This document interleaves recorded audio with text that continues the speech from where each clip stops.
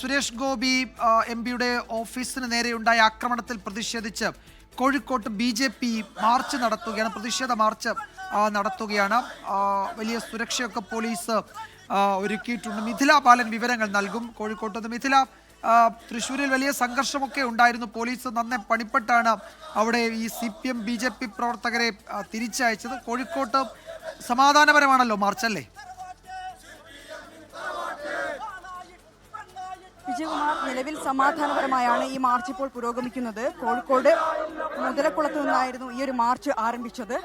BJP ജില്ലാ president advocate Prakash ബാബുവിന്റെ നേതൃത്വത്തിലാണ് ഇപ്പോൾ ഈ മാർച്ച് പുരോഗമിക്കുന്നത്. പുതിയ സ്റ്റാൻഡിലേക്കാണ് ഈ ഒരു മാർച്ച്. ഒരു തരത്തിൽ പോലും സുരേഷ് ഗോപി MPയുടെ ഓഫീസിന് നേരെ നടന്ന ആക്രമണം ഒരു തരത്തിലും അംഗീകരിക്കാൻ കഴിയില്ല എന്ന മുദ്രാവാക്യം മുഴക്കിയാണ് ഇപ്പോൾ പ്രകാശ് ബാബു തന്നെ നമുക്ക് ചേരുന്നുണ്ട്. ഏത് രീതിയിലാണ് ഈ ഒരു പ്രതിഷേധം മുന്നോട്ട് കൊണ്ടുപോകുന്നത്? ഇത് ഒരു ജനാധിപത്യ സംവിധാനത്തിൽ പരാജയപ്പെട്ട ഒരു പാർട്ടി, ഒരു കേന്ദ്രമന്ത്രിയുടെ ഓഫീസ് പോലീസിന്റെ സാന്നിധ്യത്തിൽ ആക്രമിക്കുമ്പോൾ സ്വാഭാവികമായും കേരളത്തിന്റെ തെരുവോരങ്ങളിൽ അതിശക്തമായിട്ടുള്ള പ്രതിഷേധം വരും.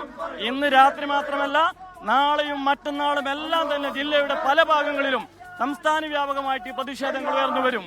തീർച്ചയായും വിജയകുമാർ, ഇതാണ് ഇന്ന് മാത്രമല്ല നാളെയും മറ്റന്നാളുമെല്ലാം ഇതിനെതിരെ വലിയ രീതിയിലുള്ള ഒരു പ്രതിഷേധം ഉയരും എന്ന് തന്നെയാണ് BJP പറയുന്നത്. യെസ്, ഇപ്പോൾ ഈ ദൃശ്യങ്ങളിൽ നമ്മൾ കാണുന്നത് കോഴിക്കോട്ട് BJP പ്രവർത്തകർ പ്രതിഷേധ മാർച്ച് സംഘടിപ്പിക്കുകയാണ്. കേന്ദ്രമന്ത്രി സുരേഷ് ഗോപി MPയുടെ ഓഫീസിന് നേരെ തൃശ്ശൂരിൽ ആക്രമണം ഉണ്ടായി എന്നാരോപിച്ചാണ് BJPയുടെ മാർച്ച്. മിഥില ബാലനാണ് വിവരങ്ങൾ നൽകിയത്.